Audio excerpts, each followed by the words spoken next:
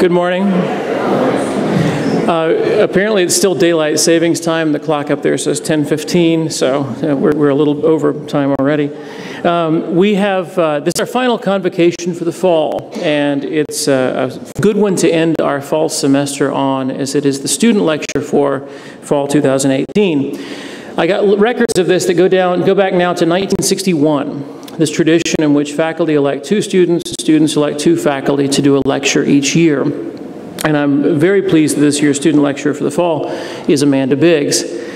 I've known Amanda for some time as a student and also as a TA, and also because we traveled to Italy with the King Italy trip over the summer. You come to know a person in Italy in ways that you didn't before.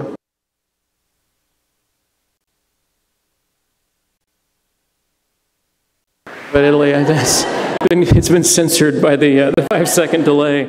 I will only say good things about Italy.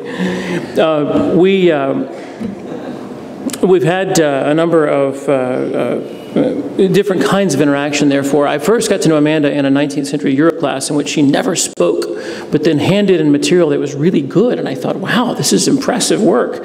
So I immediately do when I find work like that, and I made her a teaching assistant. This was also very good, so I stole her away from my own department to work for the King Institute this fall.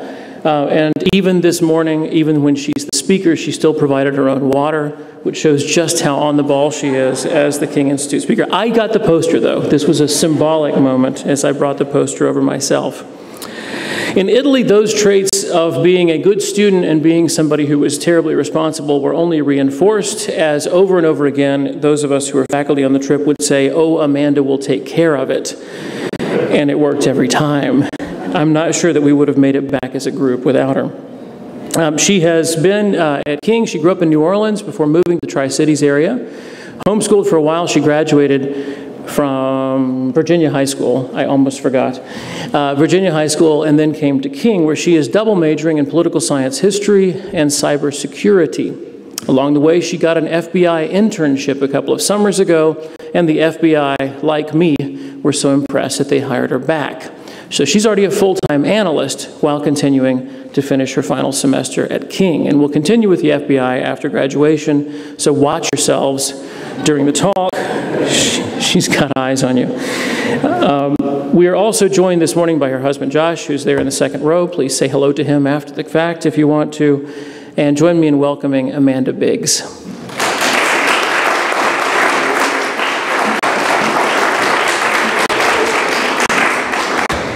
Thank you for that. That was less embarrassing than I thought it was going to be. It's awesome.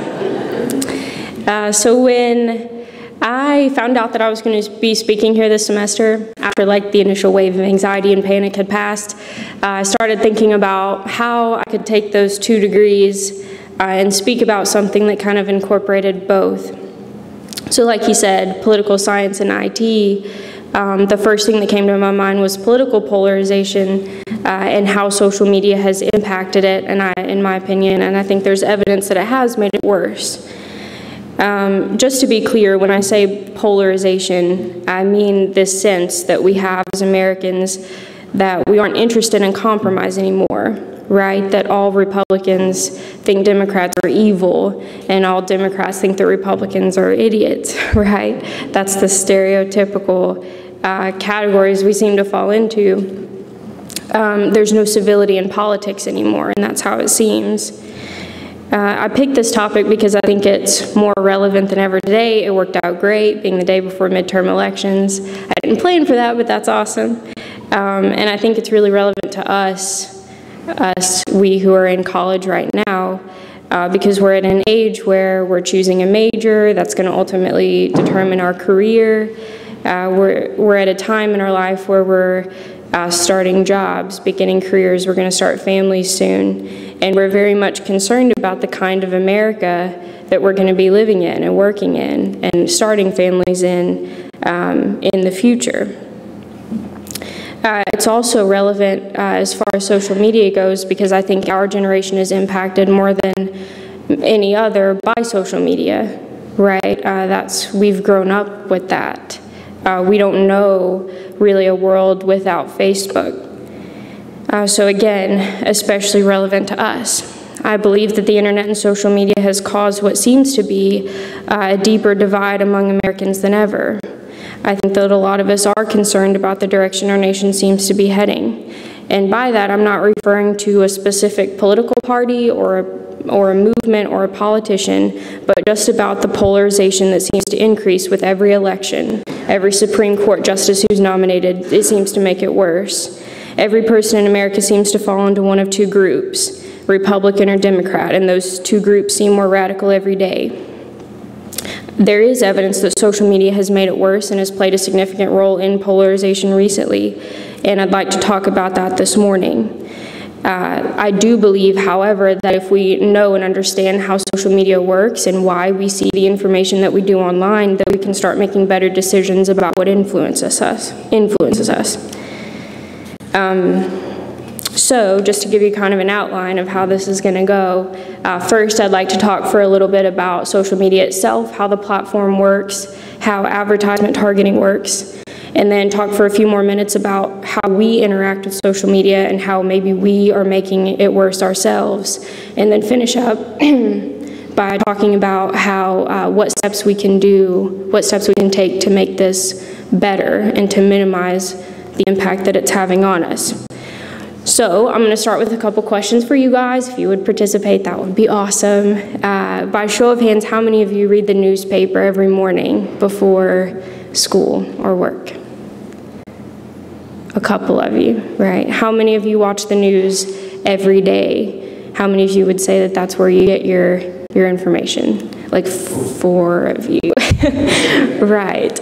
Okay, so how many of you were aware of Supreme Court Justice Kavanaugh's nomination and Dr. Ford's allegations against him and all that? By show of hands. All of us, pretty much, right? So if most of us aren't reading the newspaper and we're not really watching the news, then how do you know? Because we seem up to date. We seem up to date with current events. So where are you getting your news? How many of you have Facebook? A show of hands. Pretty much everybody. Twitter. Right. So that's where we're getting our news, especially our generation. We stay informed by, through our Facebook feed, our Twitter timeline. So that's interesting. The Pew poll was conducted last year, and it shows that 67% of Americans report that they're getting at least some of their news from social media. That's a big percentage, and the majority of that percentage is using Facebook, Twitter, and Instagram as news sources, and it's our generation and a couple before us where the majority of that is. So this is affecting us primarily, right? Facebook and Twitter, social media has become such a prominent news source for so many of us. It's really important to understand how it works. If that's where we're going to get our information, then we need to understand where that information is coming from and why we're seeing it. Social media is playing a huge role in our perception of politics and our understanding of current events. So it's worth investing the time to understand how it works.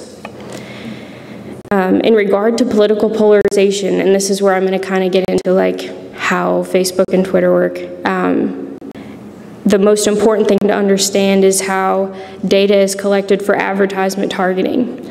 We all have a concept of advertisement targeting, right? Because all you have to do is think about chocolate ice cream, and within an hour, there's an ad for chocolate ice cream show up on your Facebook. So we all know this. We may not know how it works, but we know that ads are incredibly specific to us. So how does that happen? How does that work? I'm going to use Facebook as the example as I go, just because I think it's going to be simpler and easier to follow if I say Facebook, but understand that when I say that, I mean Twitter and Instagram as well. Instagram is owned by Twitter, Instagram is owned by Facebook, so their techniques are exactly the same, and Twitter uses almost identical algorithms to target ads. I'm going to talk about a couple different layers of how social media collects data about a person. And the first, most basic form is through our profiles.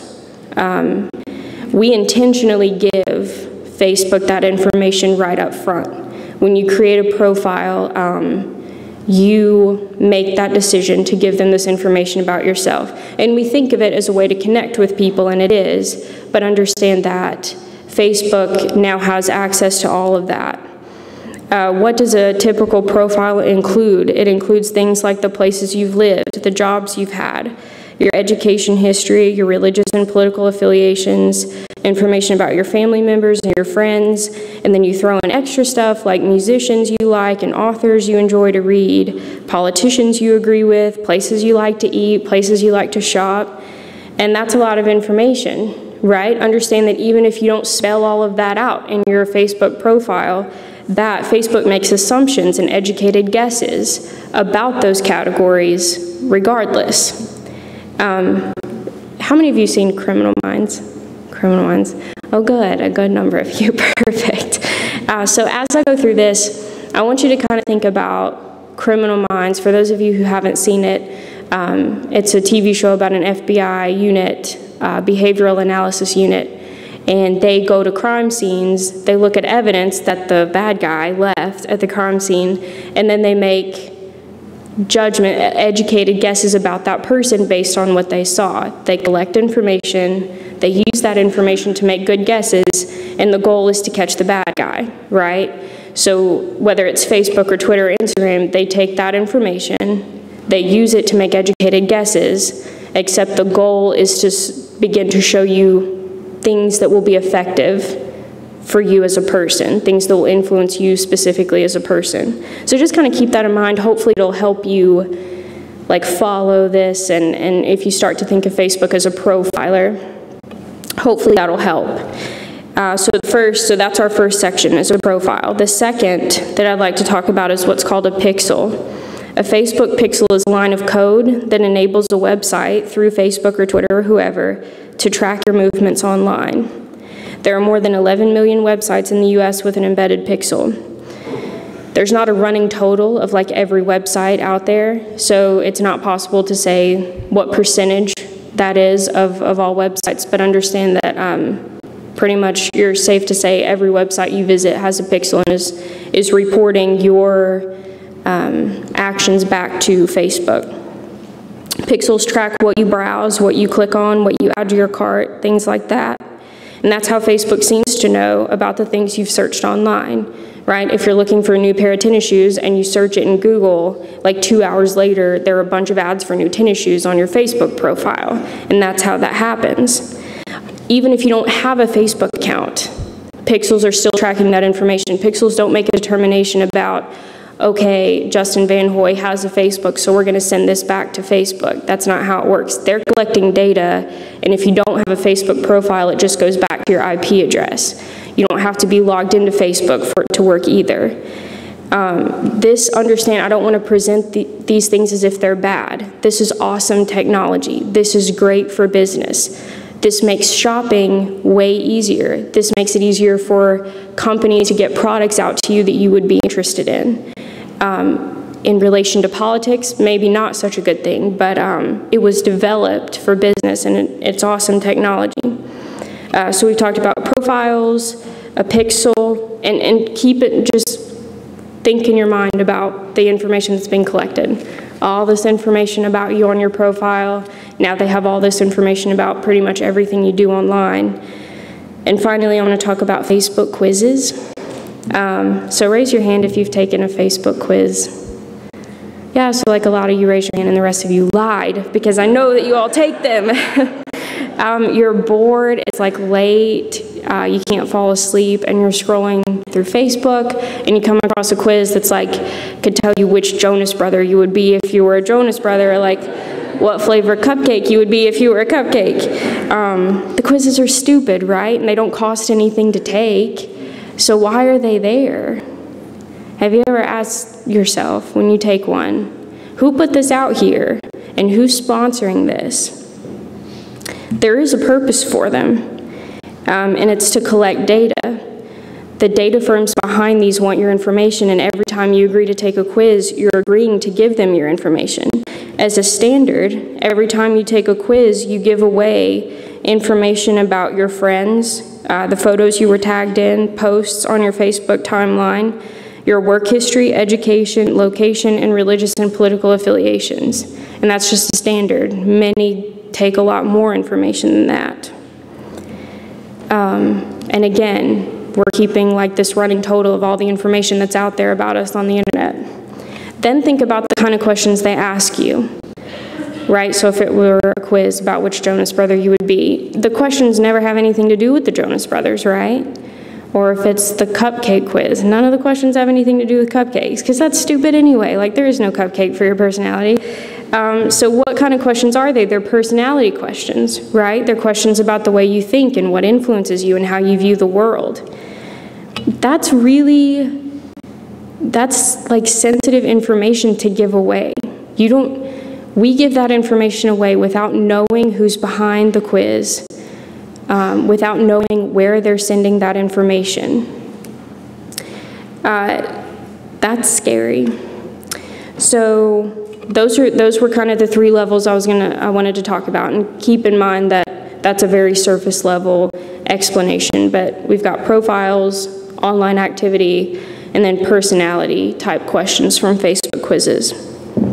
That data is then all funneled into Facebook's ad targeting machine. An organization like, we could say Nike, for example, can access that information to better target their advertisements. I have over here, I'm going to go over here and scroll through. It's from Facebook. It's a comprehensive list of all the ways that you can target an ad through their service. And I'm not going to spend a lot of time on it, but just to give you an idea of all the categories and combinations out there that advertisements are being targeted on. So let me go over here for a second.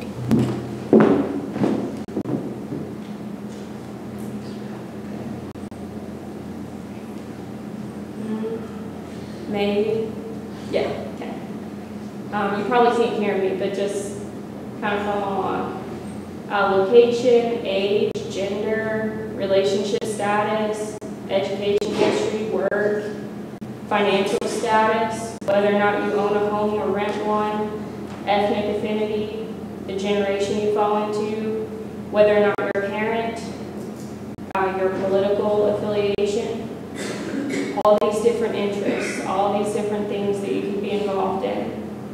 Kind of entertainment you like, family and relationships, fitness, hobbies, shopping, technology, behaviors, digital activities, what kind of car you drive, whether or not you make charitable donations, your purchase behavior, travel behavior, and then down here something called remarketing. I'll stop on remarketing because I think it's really interesting.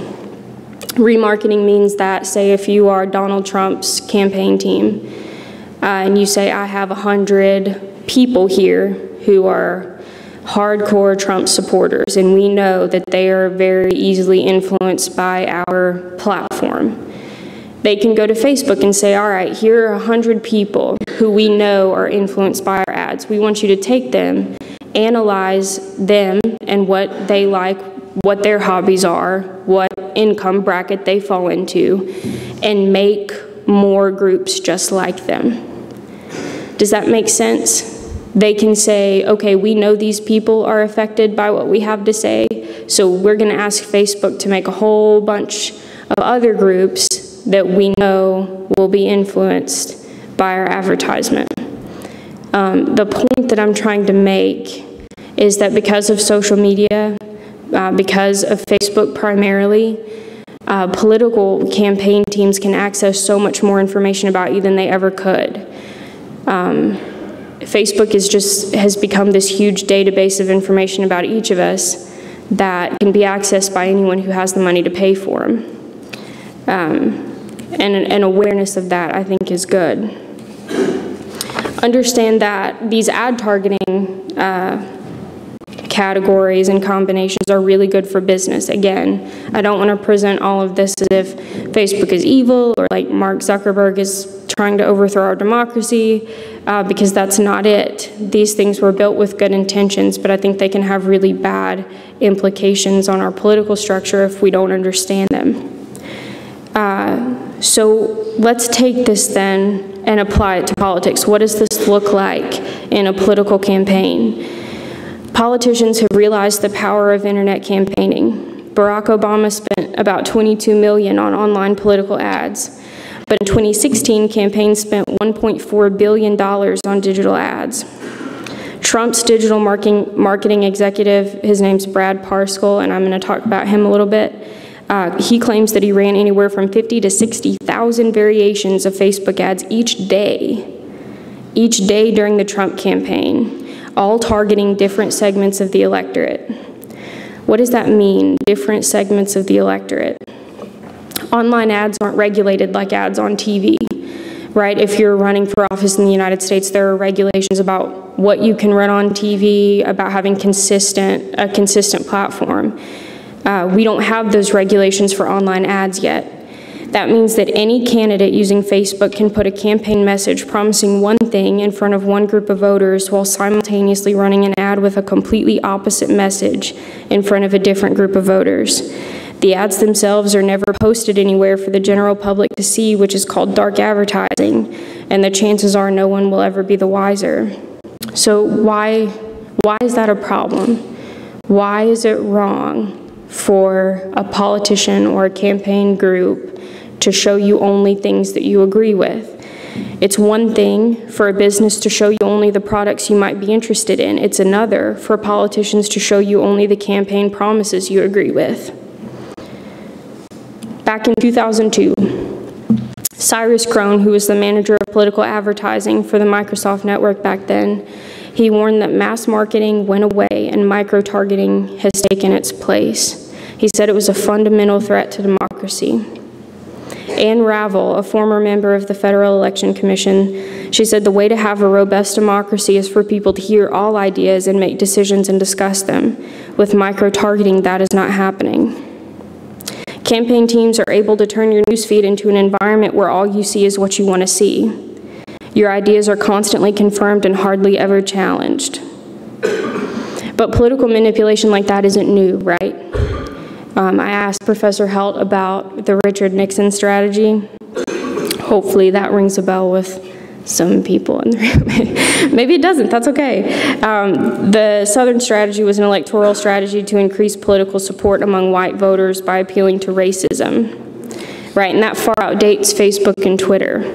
But what we have to understand is that manipulation of Facebook data has gone far beyond that because social media has collected an unprecedented amount of information about each of us, and it's available at the click of a button to whoever has the money to pay for it. Cambridge Analytica, hopefully you've heard that name in the news, and if you haven't, Cambridge Analytica was the political data firm hired by Trump's 2016 election campaign who was accused of misusing the data mined through Facebook. Cambridge Analytica admitted to obtaining Facebook data harvested under the cover of an academic study and then used that data to target millions of US voters based on their psychological weaknesses. I'm going to say that again, just in case. Psychological weaknesses. That's not good. Christopher Wiley, who was the whistleblower from Cambridge Analytica, he said, "We exploited Facebook to harvest millions of people's profiles and build models to exploit what we knew about them and target their inner demons." Political manipulation is not new. This is relatively new because there's never been a time where a political campaign team could access this kind of information about you. They don't have to go door to door anymore. They don't have to talk to you. It's already out there. Hatred is a good motivator. It's a great motivator, and politicians realize it. Steve Bannon, he's a co-founder of Cambridge Analytica, he stated the purpose for founding it was to build a tool that could identify the personalities of American voters and influence their behavior. The internet is being used to encourage hatred. A good platform is nice, but people will go to the polls to vote against those other people on the other side of the aisle who they hate. How has all this impacted us then?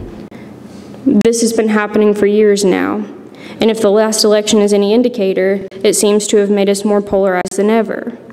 We no longer see each other as fellow Americans, but as Democrats and Republicans. We will not cross the aisle to have a civil conversation with our political adversary. We're no longer interested in civil discourse. We've been surrounded by an online environment where compromise is no longer necessary, and we're being targeted by politicians who are willing to exploit our weaknesses and our biases for votes.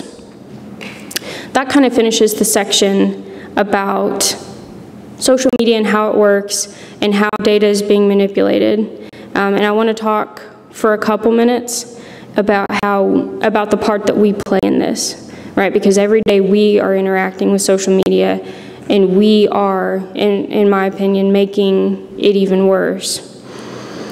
Facebook is really good at showing you what you want to see. They're the best in the business at it, right? It's how they make money. Twitter's algorithms are complex, and they're excellent at determining who you're likely to follow, which ads to suggest for you, and which hashtags you're likely to engage in. But you know who's better at that? You are. You choose who you follow ultimately, who you're friends with, the pages you like. You create an echo chamber where your opinion is king. What's the problem with that? The problem is that Facebook and Twitter can't replicate the real world. In the real world, you have neighbors and friends and coworkers who disagree with you, and you're forced to have conversations with them about what you think and why you think it. But what about on Facebook? What happens if you disagree with somebody online? You delete them, or you block them, or you just delete their comment. Or because confrontation is much easier online than it is in person, you stand your ground and refuse to budge off your opinion. And don't get me wrong, it's a good thing to have convictions. It's good to have beliefs and to stick by them. But what happens when the majority of your political conversations are conducted online?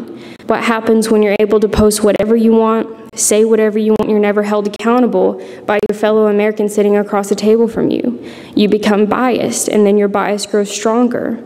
And eventually you have little to no tolerance for anyone with an opinion other than your own. For a democracy to be functional, we need productive debate and discussion. We need the exchange of ideas.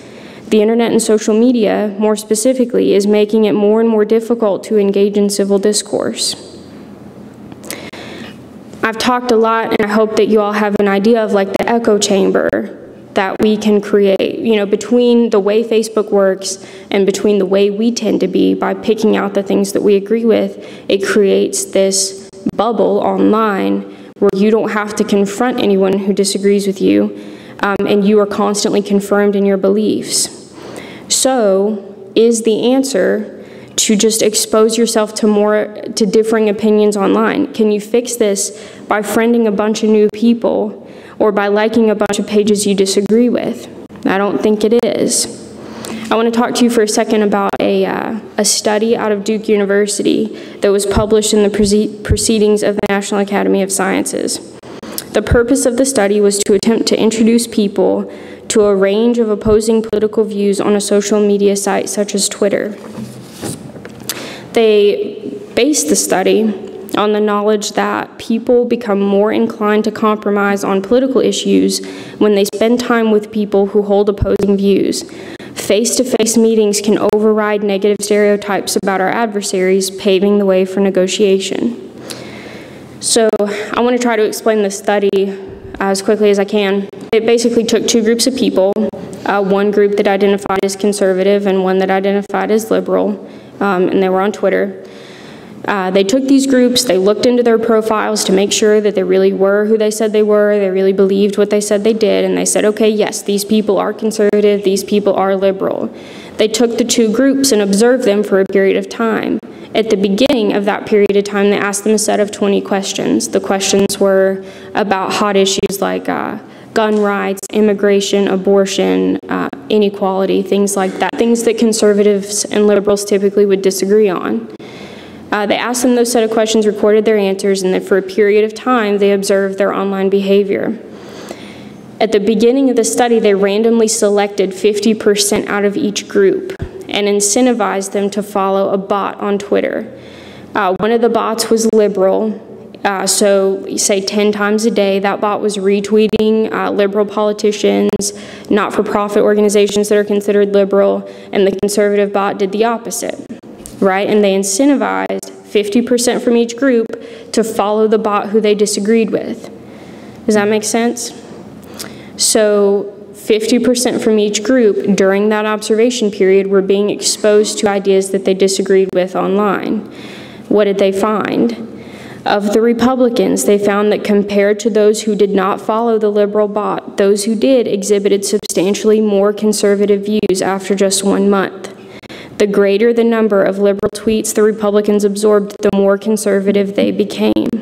The results were statistically significant. What does that mean?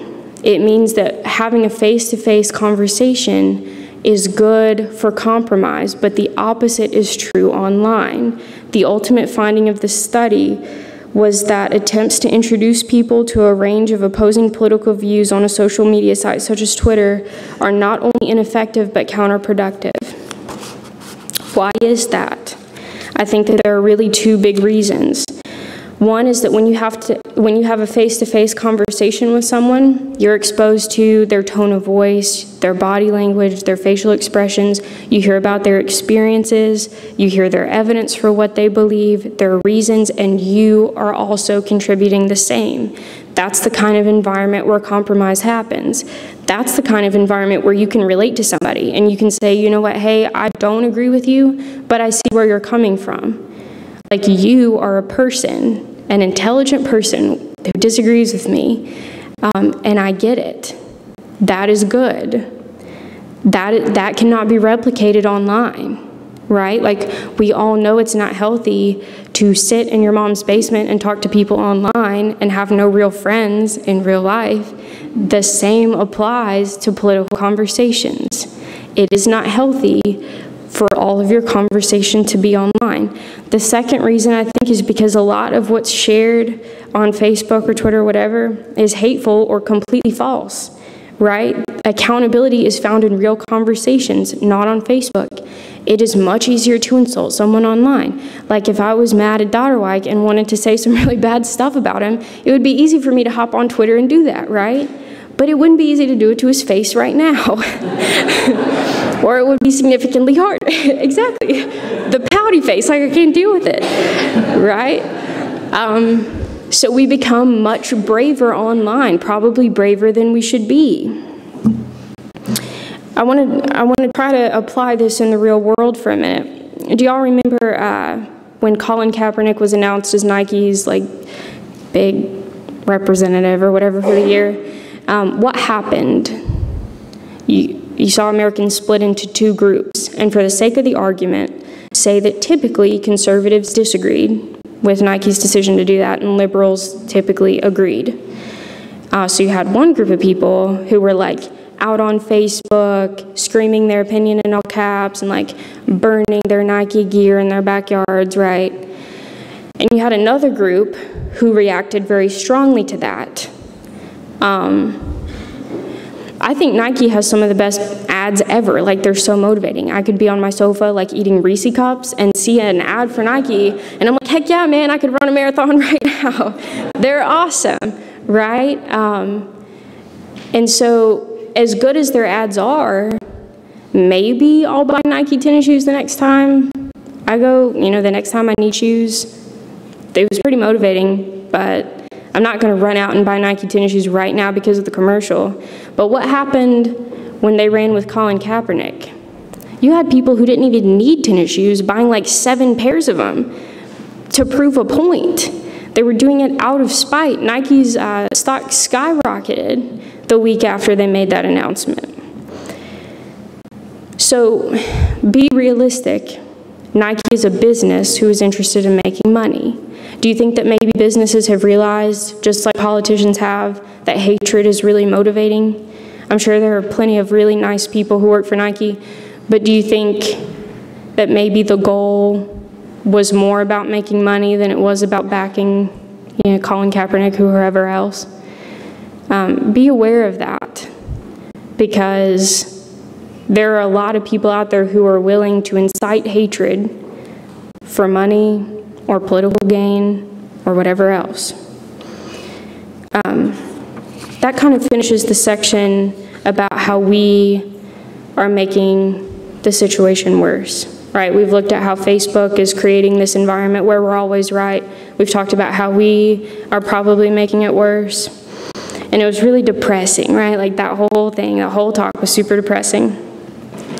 But it doesn't have to be. I'm not suggesting that we all walk out the doors and like delete our social media accounts and burn our computers and give up on American democracy. That's not the point.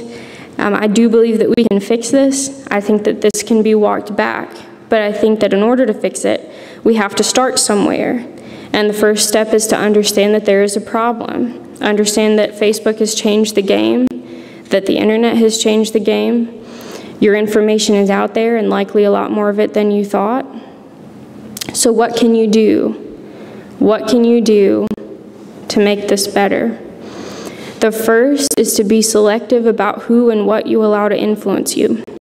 I shouldn't have to say it, but just because you see it on the internet doesn't make it true. Just because a politician published an ad about it doesn't make it accurate. The internet has created this illusion that we are very informed, when in reality, we're not. By catering your newsfeed to what you like, Facebook has not made it easier for you to stay informed. It's made it much, much harder. But you have an idea now, hopefully, of how social media works, so use that knowledge to make yourself a more informed voter. Whenever you're able, this is the second point, whenever you're able, engage in civil discourse face-to-face. The internet cannot replicate dialogue that takes place between two intelligent, respectful people over a cup of coffee. Third, please understand that I'm not suggesting that you back down from voicing your opinion about the things that matter to you, but that you be willing and eager to engage with people who challenge you. I don't want the point of this to seem like we should live in a world where truth is relative and we accept everybody's opinions, because there is absolute truth out there. Sometimes you're wrong, and sometimes other people are wrong. Approach your conversations with humility, recognizing, hey, I may not be right about this.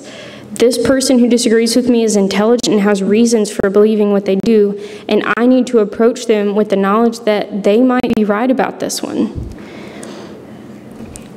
Fourth and lastly, pray for our nation and our leaders. King is a Christian university, and I know that many of us identify as children of God. The Bible is clear that the Lord is in control and that prayer matters. Okay, I wasn't going to say this, but I'm going to say it anyway. College is a hard age sometimes because we're away from our parents for the first time.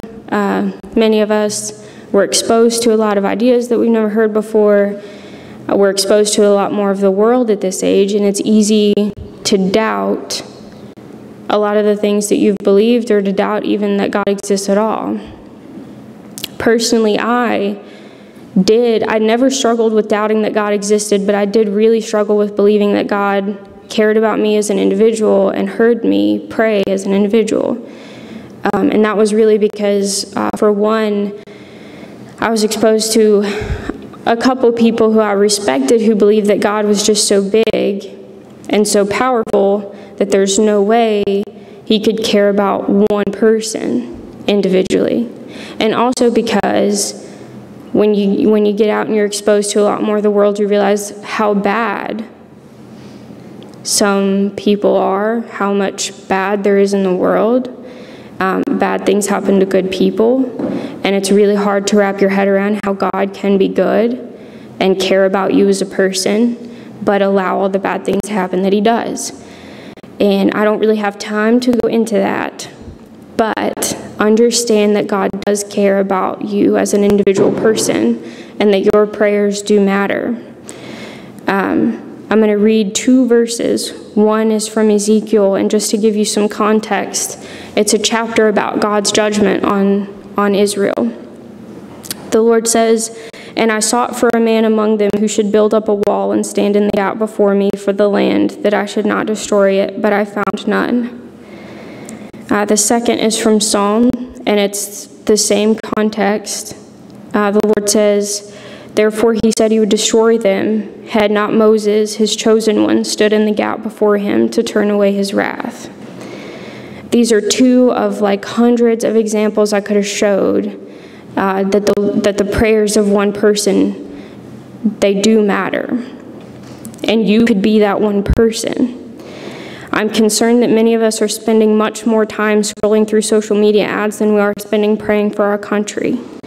If you're genuinely concerned about the direction we're headed, and I know that many of you are, then choose to spend more time praying than posting, more time standing in the gap than scrolling or commenting. I love this country. The reason I chose to major in political science is because I love it. The reason I pursued a career with the FBI is because I love it.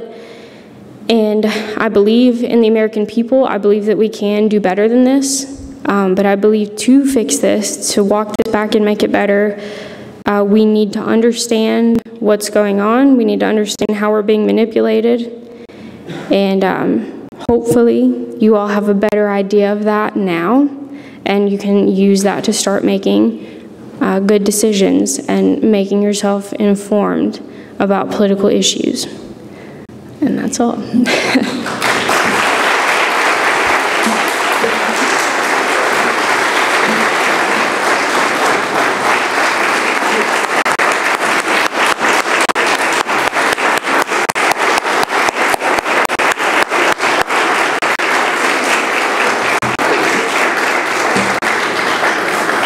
You can see why the FBI and I selected Amanda to do work for us. That was fantastic, and thank you very much. I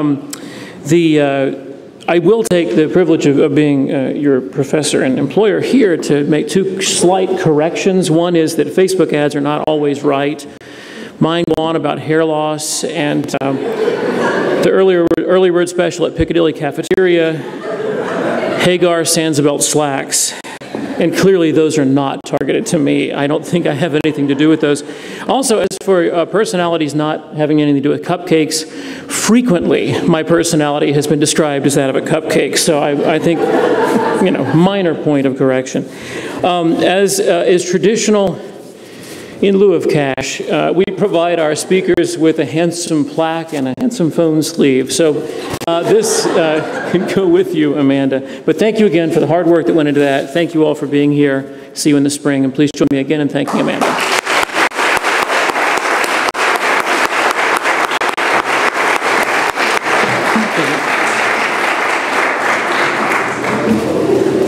And there's your handsome phone sleeve.